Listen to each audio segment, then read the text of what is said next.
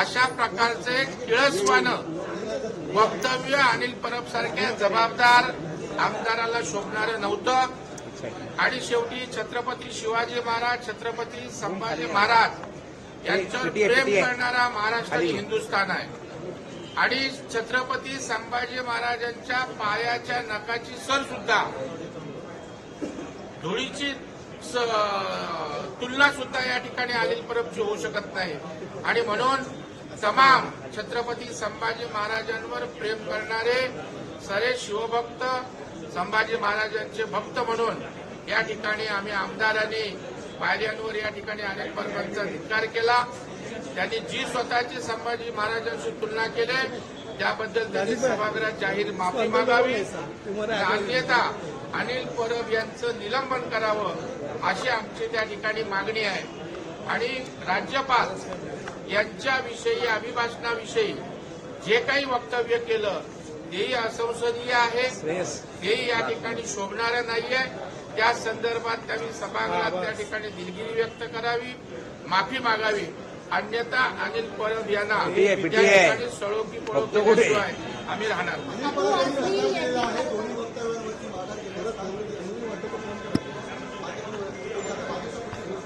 मला वाटतं म्हणजे तुम्हाला कुठला अहंकार आला?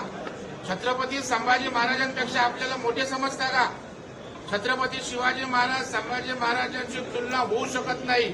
आणि एवढी मुजोरी आणि मास त्या ठिकाणी अशा पद्धतीनं कोण करणार असेल तर त्यांना जशाच तसा त्या ठिकाणी धडा शिकवला.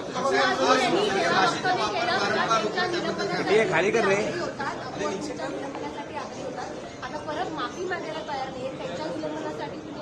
नाही, 100% आम्ही आग्रही राहणार. संभाजी महाराजांची तुलना आपली होऊ शकत नाही.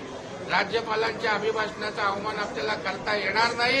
आणि तुम्ही नाक्यावरची भाषा त्या ठिकाणी सभागृहात बोलून चालणार नाही. आणि शेवटी हे सभागृह वरिष्ठांचं सभागृह आहे. या सभागृहाकडे महाराष्ट्राचं लक्ष लागलेलं असतं.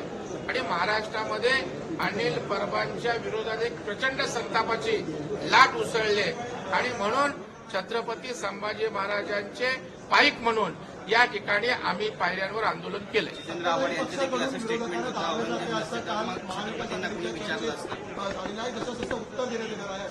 नाही, विरोधी पक्षाला दाबण्याची आवश्यकताच नाही. ते ऑलरेडी एवढा दबलेला आहे की त्यांनी पहिलं त्यातनं बाहेर येण्याचा प्रयत्न करावा. खरं म्हणजे अधिवेशनात विरोधी पक्षाची कुठेच छाप त्या ठिकाणी अस्तित्वच दिसत नाही. त्याच्यामुळे याचं आत्मपरीक्षण करावं, जनतेच्या प्रश्नांवर बोलावं. आम्हाला दाबण्याची आवश्यकता नाही. आम्ही त्या ठिकाणी महाराष्ट्रातल्या जनतेसाठी काम करणं हा आमचा अजेंडा आहे. त्यांना दाबणं हा आमचा अजेंडा नाही. असेच ते दबलेले आहेत.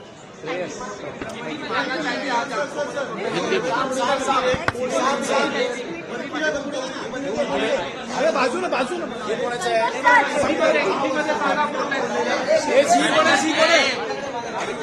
हा मेन फोकस.